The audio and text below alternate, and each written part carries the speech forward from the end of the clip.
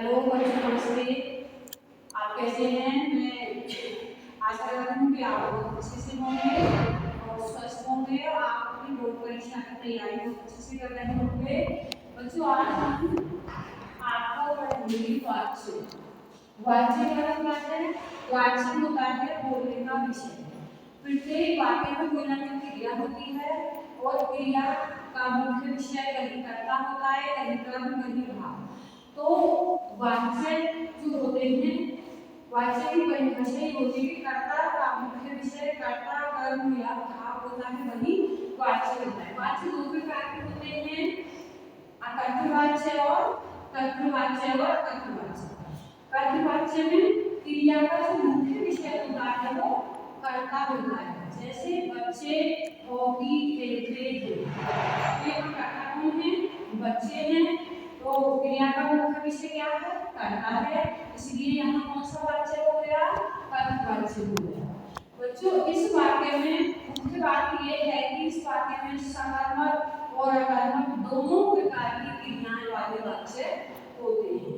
जैसे यहाँ ये सकारात्मक वाला हो गया कि जैसे बच्चे खेलते हैं, ये हो गया सकारात्मक, इसमें कोई कर्म नहीं है। तो ये इसमें सकारात्मक और नकारात्मक दोनों प्रकार की क्रियाएं वाले वाच्य होते हैं, इसलिए इसे कर्तवाच्य कहते हैं। दूसरा हो गया अकर्थवाच्य। अकर्थवाच्य में कर्मवाच्य और भाववाच्य दोनों होते हैं। इसमें क्रिया का जो मुख्य विषय होता है वो कर्म होता है। कर्मवाच्य में विभक्ति से और के द्वारा लगाकर इसमें कर्ता का प्रभाव कम हो जाता है और उस क्रिया कर्म का प्रभाव बढ़ जाता है। कर्म का प्रभाव बढ़ जाता है कि इसमें केवल सकारात्मक क्रिया होती है। कौन सी क्रिया होती है? कर्मवाच्य में केवल सकारात्मक क्रिया होती है और से और के द्वारा लगाकर कर्ता के प्रभाव को कम कर दिया जाता है और कर्म के प्रभाव को बढ़ा दिया जाता है। जैसे बच्चों के द्वारा क्रिकेट खेला गया, यहाँ पर मुख्य बिंदु ये देखते हैं आपको, जहाँ पर कर्ता दर्शक को, जहाँ पर कर्ता को दिखाने की कोशिश की गई हो, भाषा से संबंधित कोई वाक्य हो, कार्यालय से संबंधित कोई वाक्य हो या घर की बात हो, धर्म की बात हो, जहाँ कर्ता को स्पष्ट नहीं किया जा रहा हो, वहाँ कर्मवाच्य होता है। जैसे बच्चों के द्वारा क्रिकेट खेला जा रहा है, वाक्य दृश्य होगा जैसे कि खाना बन गया या दफ्तर से संबंधित है कि